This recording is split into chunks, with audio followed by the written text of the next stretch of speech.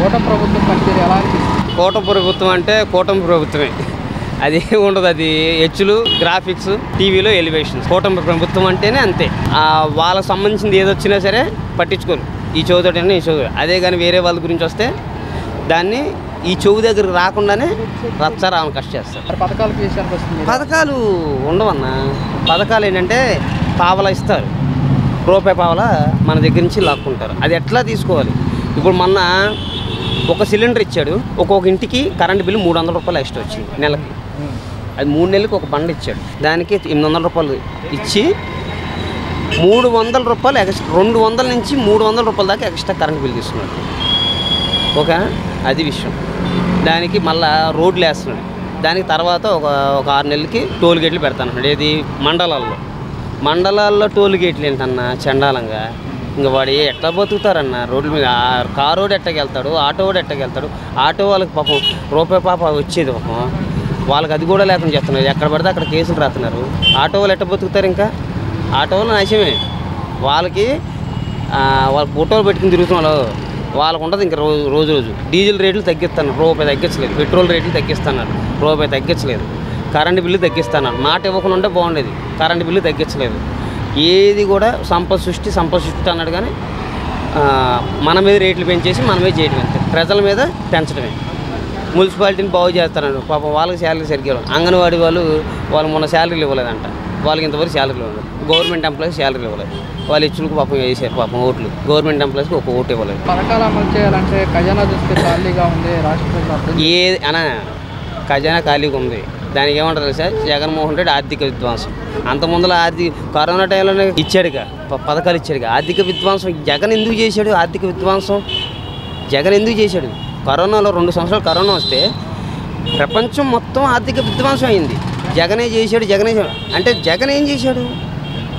ఏం చేశాడు చెప్పట్లేదే. ప్రజలకు పథకాలు ఇచ్చాడు, అదేగా చేసింది. జగన్ ఆర్థిక విధ్వంసం చేశాడు, రైటే. అదేంటి?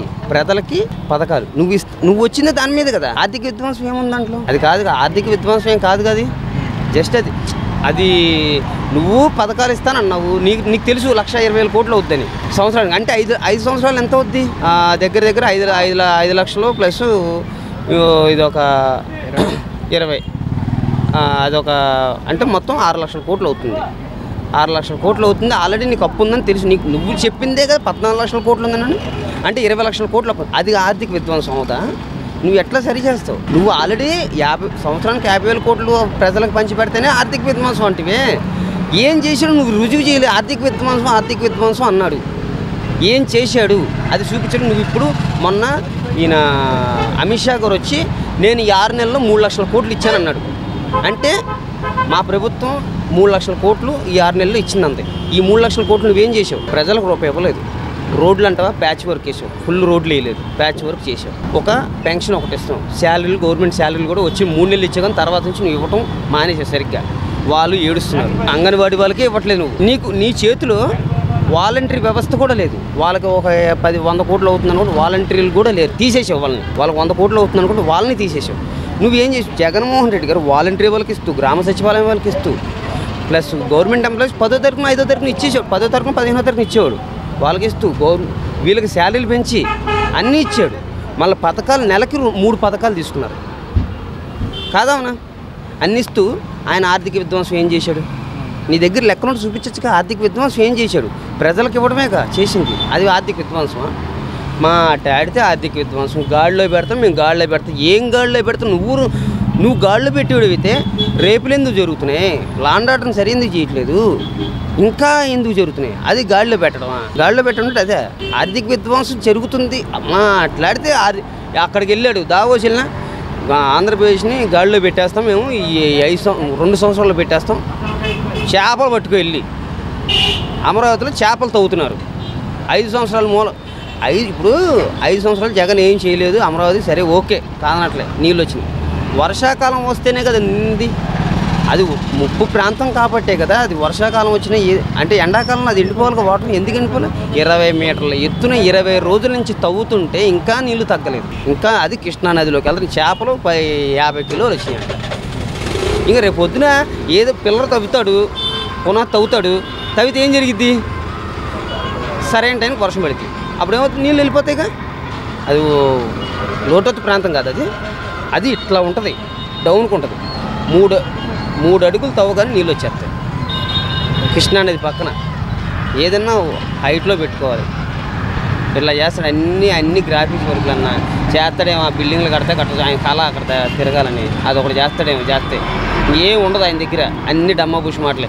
రేపు నాకు తెలిసి గవర్నమెంట్ రేపు 20 ఏళ్ళు 90% ఎలక్షన్ వచ్చినాయి అనుకో. అందుకని ఈయన ఏమంటే పిచ్చోళ్ళు అంటే ఏంటో అనుకుంటారు, కానీ జమిలీ ఎలక్షన్ అంటే మొత్తం దేశం మొత్తానికి ఒకసారిగా నా ఒక్కడికి రావు, నాకు 29లోనే వస్తాయి అంటే ప్రజలు నా పిచ్చోళ్ళు చేద్దామనా?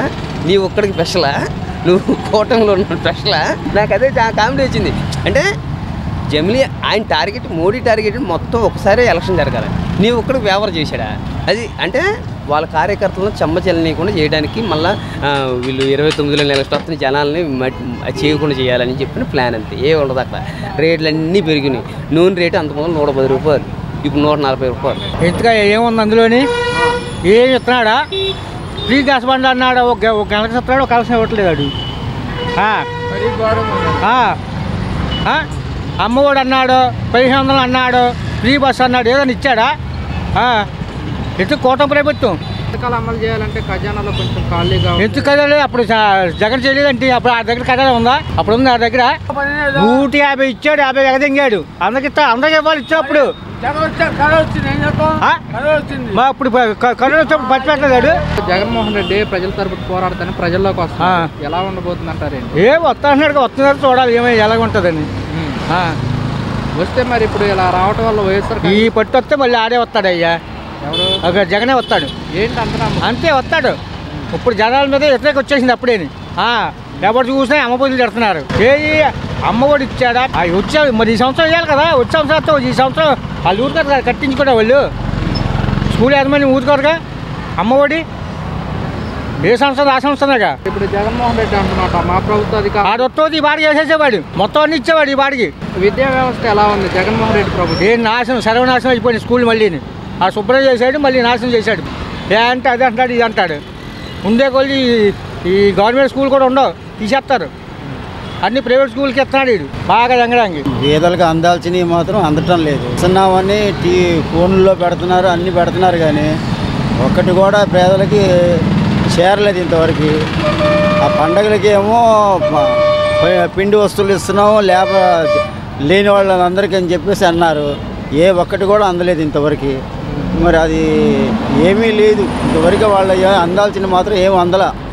చెప్తున్నారు మేము ఇస్తున్నాం అని చెప్తున్నారు, కానీ ఇంతవరకు ఏం అందలేదు వాళ్ళు. మరి ఇప్పుడు చెప్పిన పథకాలు అమలు చేయాలంటే జగన్మోహన్ రెడ్డి ఖజానా మొత్తం ఖాళీ చేశాడు అంటే ఎవరు వచ్చే వాళ్ళు అందరూ అలాగే అంటారు. ఎవరు ఖజానా ఖాళీ చేయలేదు. ఉన్నప్పుడు ఆయన కూడా చేశాడు, ఈయన చేశాడు. పేద ప్రజల్ని మాత్రం ఒక వంతుగా చూసింది ఆయనే చూశాడు. జగన్ గారు చూశారు. జగన్ అంటే మాకేమి చుట్టమేమీ కాదు. మాకు చదువుకున్న పిల్లలు ఎన్నో పథకాలు తీసుకున్నారు. వాళ్ళు ఇవాళ డెమ్మి అయిపోయి కూర్చొని ఉన్నారు. తినడానికి తిండి కూడా లేదు వాళ్ళకి. ఎవరు చూస్తున్నారంటే వాళ్ళని ఎవరు చూస్తున్నా. ఇవాళ మేము ఏదైనా వెళ్ళాలంటే సచివాలయానికి వెళ్ళాల్సి వస్తుంది. మేము వాళ్ళు వెళ్తే మా బాధ ఎవడో ఆలోచిస్తున్నా.